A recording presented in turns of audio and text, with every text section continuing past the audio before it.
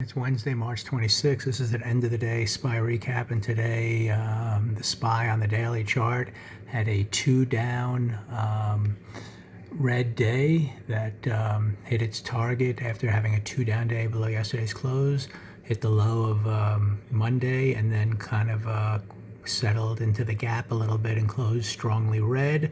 So we will see. You kind of expect it to kind of test those lows tomorrow at a minimum, and we're going to see now on the weekly chart, which is at the moment reversed from green to red. If that kind of heads down through the midpoint of the prior week, that's what has to happen for it to maybe, with a few days to go, get all the way down here. If not, it just might. We'll see how the weekly chart ends. If it ends up a red shooter bar, then you might expect a two down into next week to hit that target. But it's also going to depend, what happens Thursday and Friday. You never know for sure. So at the moment, it's just a red day, but it was actually a very nice day to trade. We talked about on the recap video yesterday, this was a small, narrow daily bar to the upside that was coming into that weekly gap between the low of that bar and the high of this bar up in this area. So at any moment, we knew that it could reverse. And what was interesting here is that out of the gates, holding below the midpoint of that bar and getting below the pre-market range, that also, and the first 15-minute bar, once that followed through, that also triggered the two down day. And that's what made it a very, kind of classic trade, the way I look at it, with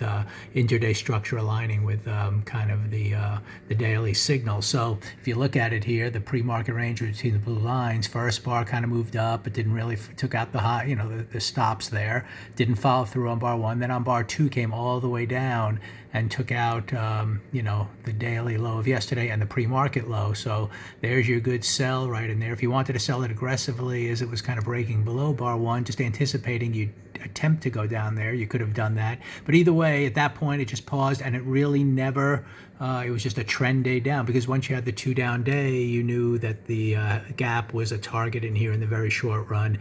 And it just was an exciting trade to kind of scale out, set up something no risk. And truthfully, you could have just held on all session long. There was just no real orderly pullback, even it was just a classic trend day. Doesn't mean tomorrow, is guaranteed to head lower, but you certainly expect that now. We're getting to the point where we got the higher highs here, and we're in the gap. And if we can test that low tomorrow and follow through, then we can be heading to lower lows, to the low of last week. But we're going to have to get through the midpoint of that bar. That's going to be the context. So today's context was we had to take out the low of yesterday and the pre-market lows to start a potential failure on the weekly chart. Now, for continuation, we got to get through the midpoint of that weekly bar from last week to feel comfortable that we're going to just go strongly red all week long. So but for now, we'll just see, there's still a little more of the gap to fill. You expect to test that low tomorrow, and then we'll just see what happens with opening price action, as always.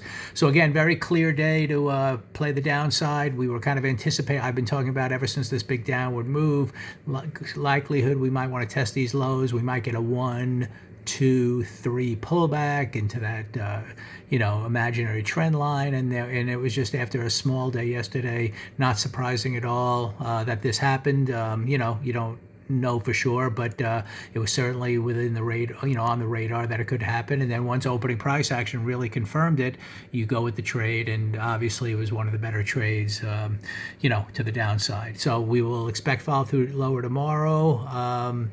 I still see this as, if we stay below that open here, which keeps the weekly chart, red, then in one form or another, whether we stay very weak, for another couple of days down to this low, or whether we stay, a two up failure and then a two down to next week, you're still kind of expecting us to kind of test down there. So let's see what happens. I think there's some economic numbers being released that might affect things, but like before, we'll just go with opening price action, pre-market range, see what happens here. We'll see if we hold the midpoint of this red bar, and then we'll see if it follows through lower tomorrow and for the rest of the week.